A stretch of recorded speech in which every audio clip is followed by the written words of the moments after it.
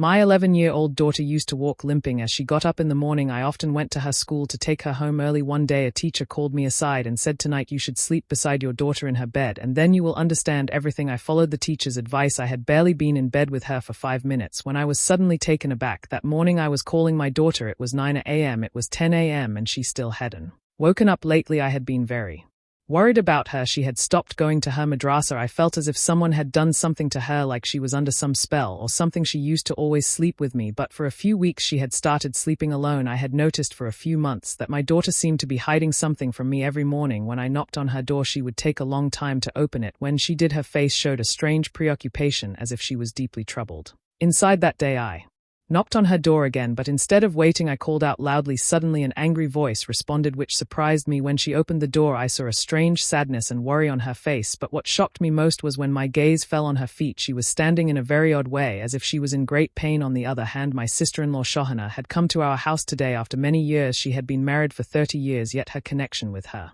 parental home remained strong. I was worried if my daughter appeared before my sister-in-law in this state, what would happen? My sister-in-law always took the opportunity to criticize me. I was afraid that my daughter would encounter her. Shohana suddenly said, "Why isn't Amina coming? What's wrong with her? It's been years since I've seen my brother's daughter." As she spoke, she came and stood next to me. My daughter became even more frightened seeing her aunt. I asked her to come out. She moved forward slowly, but her walk was awkward. Seeing my daughter limping like that, Shohana put her hand on her head and exclaimed, "What has happened to your daughter at such a young age? She is limping. God forbid. I hope nothing is wrong." Hearing my sister-in-law's words made my heart flutter. She always praised her own daughter and pointed out the faults in others. I quickly said, "Shohana, it's nothing like that. She's just not feeling well today. God forbid she's sick." But my sister-in-law looked at my daughter as if she was pleased to see her condition. I quickly sent my daughter back to her room and shut the door. I told her, "Go inside, get ready, and then come out." A long time passed, but my daughter did not come out of her room. Compelled, I went to her room, but what I saw left me stunned. My eyes were fixed on the pillow on the bed. I couldn't believe my daughter had hidden such a big matter from me. Just then Aunt Shohana called me, so I fell silent. At that moment I didn't ask my daughter any questions. She was taking a shower in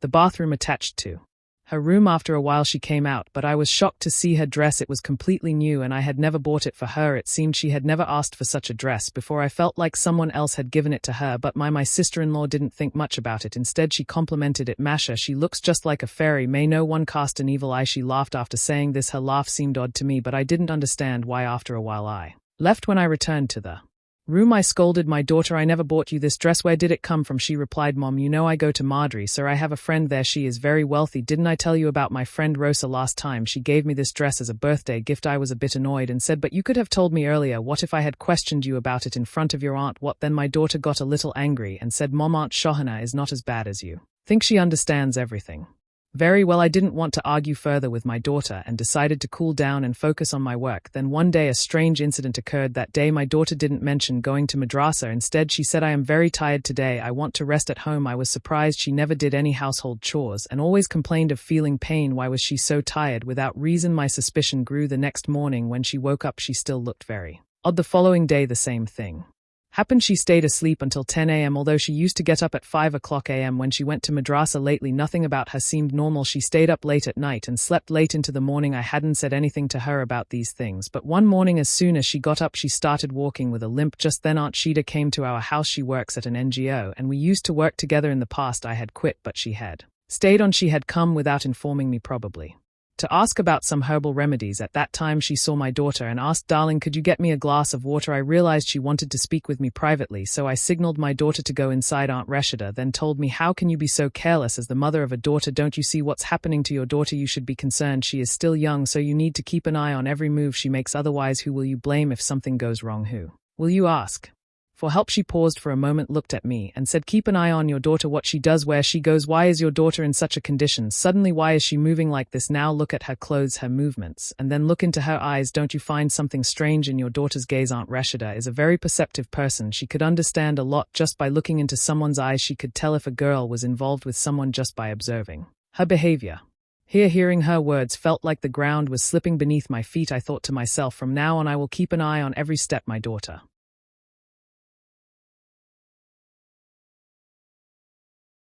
takes. I will follow wherever she goes. I will see what she does, who she associates with. The next morning when my daughter woke up, she felt very unwell. She said, "Mom, my whole body hurts. Please give me an oil massage." I replied, "Okay, fine," and went to her room with some warm oil. But suddenly she said, "No, don't massage me. The pain has gone. You don't need to trouble yourself. Please leave." I was surprised by her response. It seemed like she deliberately didn't want me to see her body. Was she hiding something, or was she scared of me for some reason? I noticed that her behavior had changed significantly over the past few days. It seemed like she was trying to hide something. Then I remembered what Aunt Rashida had said, "Keep an eye on your daughter." I told her, "Listen, I will sleep in your room with you tonight. Keep the door to your room open." She did not seem very happy about it. She just said, "Okay, Mom." But a few hours later, when I finished my work and went to her room, I found the door locked.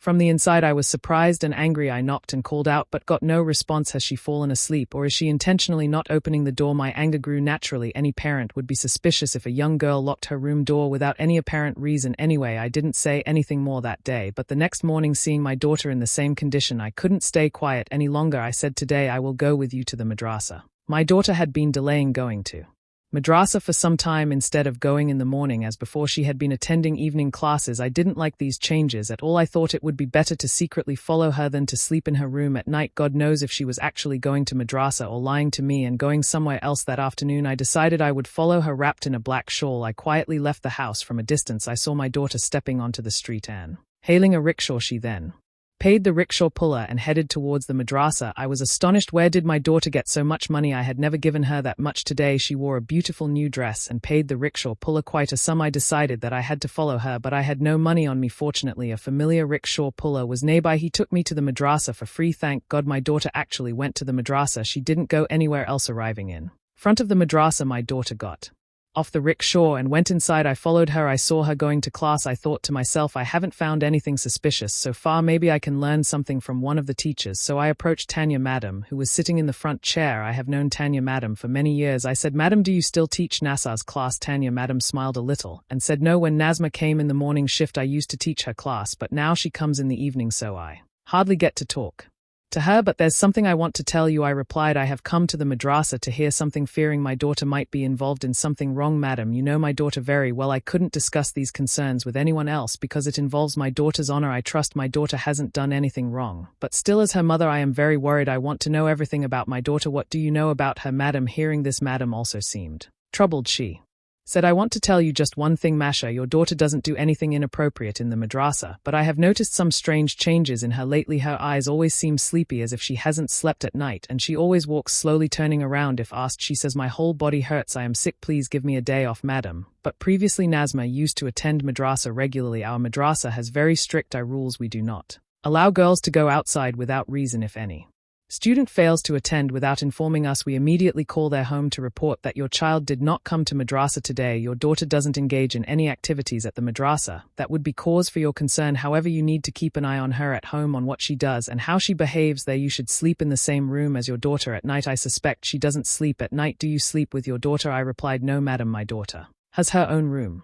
Now she says, 'Mom, I'm grown up now. I need my own space to keep my things. I need my own room.' So we gave her a separate room." Hearing this, Tanya Madam was surprised and said, "Sister, at this age children shouldn't have separate rooms. At this age parents should always stay with their children. It's necessary to monitor every activity of the child so that they don't tarnish the family's honor." I was astonished by her words. I had come to learn any hidden details about my daughter, but what I learned from the madam was no less significant. Suddenly I remembered about my daughter's pillow. One day I suddenly opened her room door and saw a 5,000 tka note on her pillow. At that time I couldn't understand where my daughter had gotten so much money, where I hadn't given her a single penny at home. Yet now she was becoming wealthy on her own. However, when I returned home from the madrasa, various questions were swirling in my head. I started wondering where my daughter was getting all this money from. What was she doing? But I didn't ask her any questions that day. The night passed just like that. The next morning I saw my daughter in the same condition again. I decided that today I would spend the entire day with her and I would sleep in her room at night, and that's exactly what I did. After my daughter returned from madrasa, I finished all my work and went to her room. I went to clean my daughter's room, hoping I might find more evidence. As soon as I entered my daughter Da's room,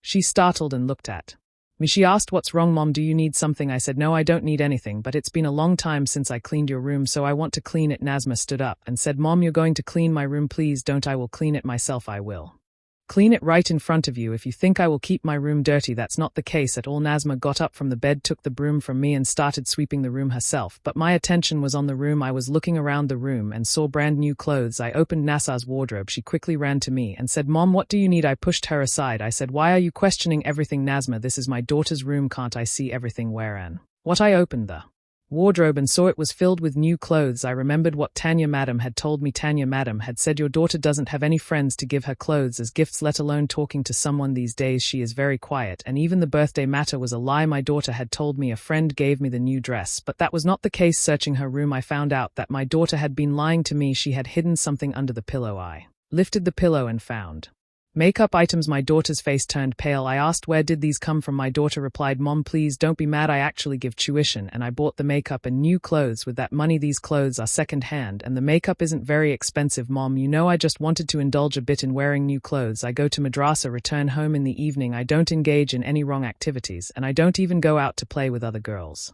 Mom, you should trust me, but you always look at me with suspicion as if I have committed a great crime, as if I have stolen something. But Mom, I haven't stolen anything from you." I said, "Okay, fine. Tonight I want to sleep in your room. It's very comfortable to sleep in your room." Hearing this, she became more anxious and said, "I'm used to sleeping alone. I usually go to sleep very late. Mom, what will you do sleeping in my room?" I replied, "I don't know about all that. I just want to sleep in your room. No matter what, tonight I will sleep in your room with you." My daughter said, "Okay, fine, Mom, you lie down. I'm going to get you a glass of milk." She went to the kitchen and returned after a while with a glass of milk in hand. I asked, "What's this?" She said, "Mom, drink this. You are very tired." I drank it on her insistence, but soon after a deep sleep overcame me. When I woke up, I couldn't understand how 6 to 8 hours had passed. I was furious. I had planned to stay in Nasa's room at night to keep an eye on her. How could I have slept through the entire night? Surely she must have mixed some sleeping pills in the milk. When I opened my eyes, she was sitting right in front of me, dressed in a gorgeous white outfit. Seeing her like this early in the morning, I was astonished. I said, "Nazma, why are you dressed up so early in the morning? Where are you going?" She said, "Mom, one has to get ready early in the morning. Besides, it's Friday today. I thought I'd wear clean and tidy clothes. Allah will be pleased. Allah doesn't take kindly to disobedient followers like us. We have few opportunities to please Allah." I asked, "Why? What does Friday have to do with you? You go to madrasa, you study, you are learning the Quran. Still, why do you say such things? What sin have you committed?" My daughter fell silent. A profound sadness appeared in her eyes. Then she said something that left me stunned. She said, "Mom, find a good boy for me, marry me off. I will arrange the dowry money myself. I will manage all my expenses by tutoring children. Don't consider me a burden. Like your other daughters, our family's financial situation is already bad. I don't want to be the cause of any more problems for our family." Hearing these words, I was shocked. Hearing such words from my daughter made my suspicions about her even deeper. At such a young age, she was talking about marriage without a hint of shyness or embarrassment, very confidently talking about her own marriage. I was very worried all day. The next day, my sister-in-law Sharana Appa suddenly arrived at our house with a lot of wedding clothes. I was surprised and asked, "What is all this, Appa? How come you suddenly showed up at home?" Sharana Appa said, "I've brought a marriage proposal for your daughter from my son Foran." I was shocked and said, "Appa, have you lost your mind? Foran is your son. Do you not know how bad his character is? And you want me to marry my daughter to your son of ill repute?" My sister-in-law married into a family that was involved in the business of dancing and singing. They always earned money through music and dance. Sharana Appa had said that her husband would quit these activities after their marriage. However, a few months later, we learned that her husband had resumed these activities and now Sharana AA was also working with them. Since then, my trust in my sister-in-law had been shattered, yet she still maintained a relationship with us in various ways, and today she has brought a marriage proposal for her son Foran. I angrily said, "AA, how dare